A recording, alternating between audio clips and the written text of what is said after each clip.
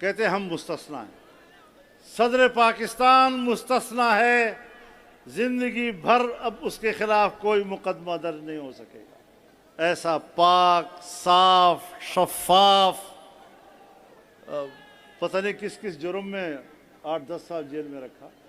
کبھی اتنا بڑا مجرم کہ جیل میں، اور کبھی اتنا پاک اور شفاف شخصیت کہ اس کے خلاف کوئی کیس بھی نہیں ہو سکے گا اور تاحیات.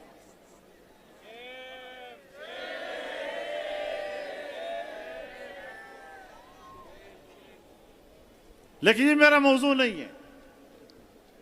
میں تو یہ سوچتا ہوں کہ جناب رسول اللہ صلی اللہ علیہ وسلم نے اپنے آپ کو مستثنا قرار نہیں دیا، دعوت دی. کوئی ہے کہ جس کا میرے اوپر حق ہو تو وصول کر لے.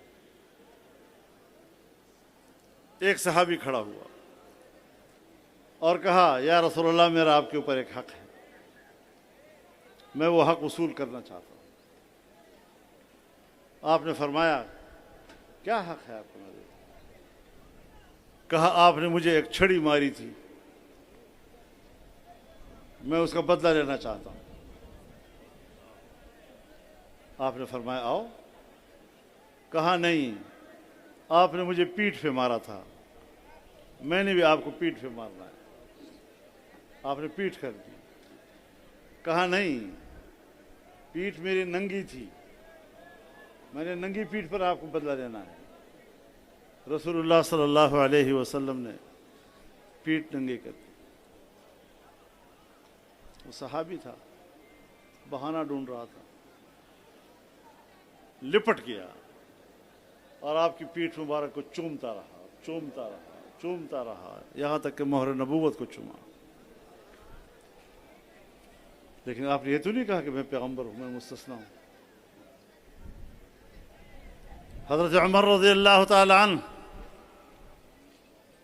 خود عدالت میں پیش ہوئے، قاضی شریح کی عدالت میں پیش ہوئے. یہ تو نہیں کہا کہ میں امیر المومنین ہوں، اور مدعی کو حق نہیں ہے کہ میرے خلاف کیس درج کر سکے.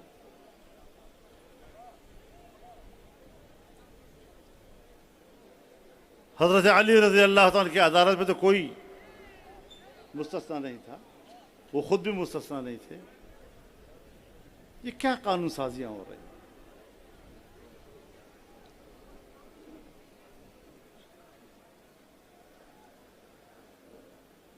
18 سال سے کم عمر شادی نہیں کر سکتے، اور اگر شادی کر لی تو اس کو زنا بالجبر کہا جائے گا. لیکن اگر بچہ پیدا ہو گیا تو بچہ حلالی ہوگا.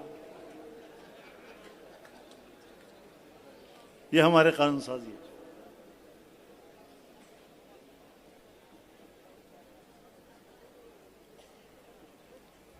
آج ملک ان سے نہیں چل رہا.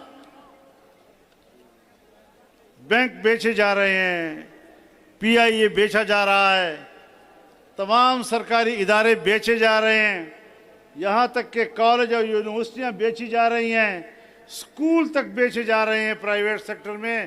لیکن دینی مدرسہ جو پرائیویٹ سیکٹر میں ہے اس پر قبضہ ہو رہا ہے. اب یہ کوئی عقل کی بات ہے؟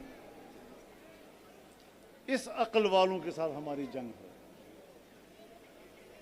اور مجھے پتا ہے امریکہ کا مدرسے کے ساتھ دشمنی کون کر رہا ہے، کس کے لیے وہ مشکل بنا ہوا ہے. قانون پاس ہو چکا ہے، جس طرح ہم نے کہا تھا اسی طرح پاس ہوا ہے. اب عمل درآمد نہیں ہو رہا، صوبوں میں قانون سازیاں نہیں ہو رہی، اور ان کا خیال یہ ہے کہ ہم اس طرح مدرسوں کو غیر مؤثر بنا دیں گے. تمہارا باپ بھی دینی مدرسے کو ختم نہیں کر سکے گا انشاءاللہ العزیز.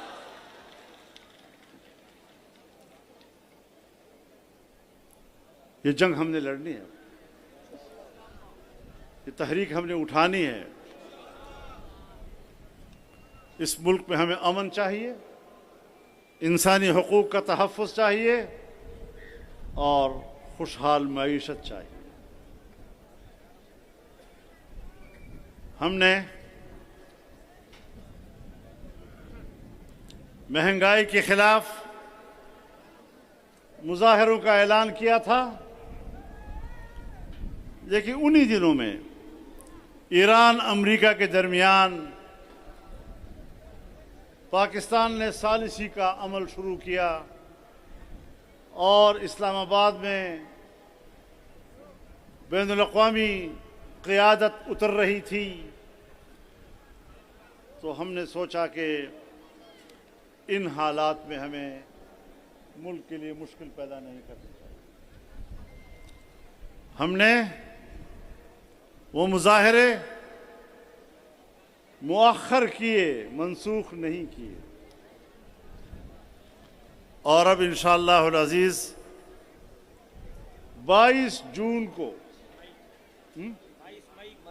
مئی کو جمعے کے روز ملک بھر کے ہر ضلعی ہیڈ کوارٹر میں مظاہرے کیے جائیں گے۔ دوبارہ اعلان کرتا ہوں،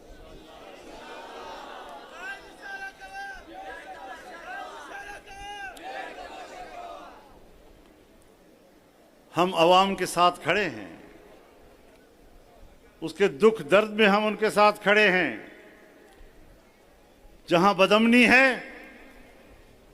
ہم وہاں پر بھی عوام کے ساتھ کھڑے ہیں، اپنا خون دے رہے ہیں۔ اس وقت بھی میں نے پارلیمنٹ میں بھی کہا کہ آج جب میں گفتگو کر رہا ہوں تو مجھے ایسا محسوس ہو رہا ہے جیسے میں خون کی جھیل میں کھڑے ہو کر بات کر رہا ہوں۔ شیخ ادریس کو تم نے کیوں قتل کیا؟ اس نے کیا جرم کیا تھا؟ وہ روزانہ 2800 طلباء کو پڑھاتا تھا، روزانہ 1300 طلباء ایک مدرسے میں اور 1500 طلباء دوسرے مدرسے میں۔ جمعیت علماء اسلام کی مرکزی شورا کا رکن تھا، صوبائی اسمبلی میں ہمارا ممبر رہا ہے۔ وہ ملک میں امن کی بات کرتا تھا۔ اگر دنیا میں قیام امن کے لیے پاکستان حرکت میں آتا ہے تو سب سے پہلے ہم تائید کرتے ہیں۔ اگر انڈیا کے خلاف اپنی سرزمین کا دفاع کرتے ہیں اور کامیاب دفاع کرتے ہیں تو ہم شانہ بشانہ کھڑے ہوتے ہیں۔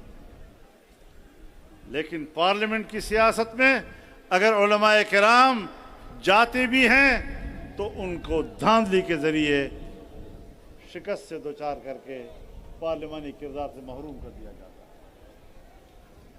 تم پارلیمان کے کردار سے ہمیں محروم کر سکتے ہو، لیکن اس میدان کے کردار سے ہمیں محروم نہیں کر سکتے۔ اب فیصلے ایوان میں نہیں، میدان میں ہوں گے۔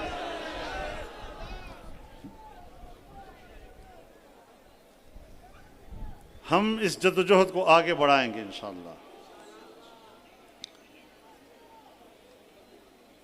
میرے محترم دوستو،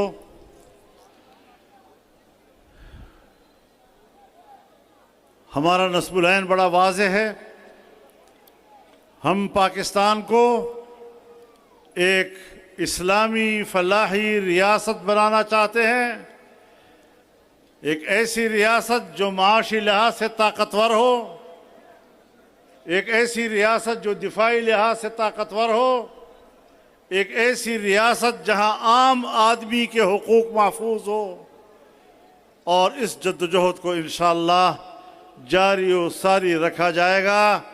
آپ اس جلسے میں عزم کریں کہ انشاءاللہ یہ جدوجہد ہماری آگے بڑھتی رہے گی، کہ یہ مسئلہ صرف اب بیت المقدس تک محدود نہیں ہے، قبلہ اول تک محدود نہیں ہے، یہ مسئلہ اب صرف فلسطین تک محدود نہیں ہے، یہ عرب دنیا سے آگے بڑھتے ہوئے ایران تک پہنچ گیا ہے۔ اور اگر ہم نے یہ سمجھا کہ یہ تو صرف ایران کا معاملہ ہے، ایران جانے اور اس کا مسئلہ جانے، تو میں اپنے حکمرانوں کو بھی بتانا چاہتا ہوں، اپنے عوام کو بھی اس حوالے سے بیدار کرنا چاہتا ہوں کہ اگر ایران کو اسرائیل سر کر لیتا ہے تو پھر اسرائیل پاکستان کے دروازے پر کھڑا ہے. ذرا سمجھو اس بات کو. بین الاقوامی قوتیں کس منافقت کے ساتھ، کس ناجائز حربوں کے ساتھ امت مسلمہ کا خاتمہ چاہتی ہے، بیت المقدس پر قبضہ کرنا چاہتی ہے، حرمین الشریفین ان کے نشانے پر ہے. اور اسی لیے میں عرب دنیا سے بھی کہنا چاہتا ہوں کہ اب آپس کے جھگڑوں کا وقت نہیں ہے، اب امت کے وحدت کا وقت آ گیا ہے.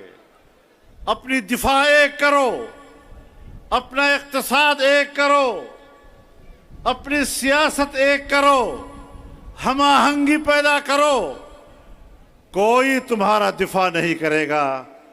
آئیں ایک دفاعی قوت بن کر ہم اسلامی دنیا کو ایک مضبوط بلاک بنائیں اور اکٹھے ہو کر امت مسلمہ کے مفادات کا دفاع کریں.